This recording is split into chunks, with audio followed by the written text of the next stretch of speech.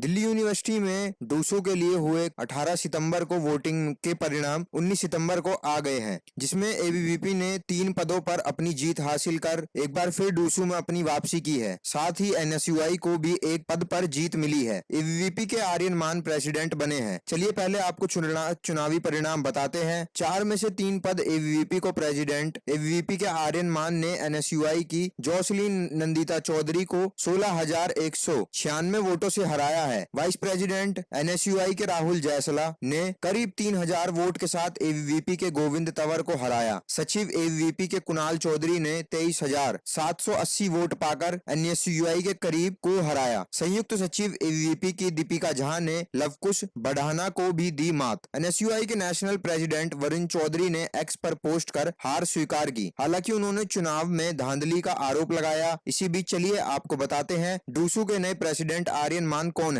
आर्यन मान हरियाणा के बहादुरगढ़ के रहने वाले हैं। एबीवीपी की छात्र राजनीति में सक्रिय भूमिका निभा रहे हैं। उनकी प्रारंभिक शिक्षा बहादुरगढ़ के सेंट थॉमस स्कूल में हुई, जहां उन्होंने 5वीं कक्षा तक पढ़ाई की। इसके बाद उन्होंने दिल्ली के वसंत कुंज स्थित जीडी गोयनका स्कूल में 12वीं तक की पढ़ाई पूरी की। आर्यन ने दिल्ली यूनिवर्सिटी के हंसराज कॉलेज से बीकॉम में ग्रेजुएशन किया और वर्तमान में वो डीयू से पुस्तकालय विज्ञान में पोस्ट ग्रेजुएशन यानी कि एमए कर रहे हैं। आर्यन लंबे समय से एबीवीपी के साथ जुड़े हुए हैं और छात्र आंदोलन में बढ़ चढ़कर हिस्सा लेते हैं। उन्होंने विषय रूप से विश्वविद्यालय में फीस वृद्धि के खिलाफ चले आंदोलन में सक्रिय भागीदारी निभाई थी। इसके साथ ही वह एक सक्रिय फुटबॉल खिलाड़ी हैं, जिससे उनका खेलों में भी गहरा रुझान है। मीडिया रिपोर्ट्स के अनुसार आर्यन मान का परिवार हरियाणा में शराब कारोबार से जुड़ा है। उनके पिता सिकंदर मान झज्जर के बेरी स्थित एडीएस स्पिरिट प्राइवेट लिमिटेड के कार्यकारी निर्देशक हैं और 2 बार लोका काला गांव के सरपंच रह चुके हैं। उनके दादा सतरा खाप के प्रधान रह चुके हैं, जिससे उनका परिवार सामाजिक और राजनीतिक रूप से प्रभावशाली माना जाता है। और उनके चाचा दलबीर मान भी शराब व्यापारी हैं और पूर्व में हरियाणा में पूर्व मुख्यमंत्री भूपेंद्र सिंह हुड्डा के करीबी माने जाते थे। हालांकि बाद में उन्होंने भारतीय जनता पार्टी की ओर रुख कर लिया। कुल मिलाकर आर्यन एक राजनीतिक रूप से जागरूक, शिक्षित रूप से सक्षम और सामाजिक रूप से सक्रिय व्यवस्थित के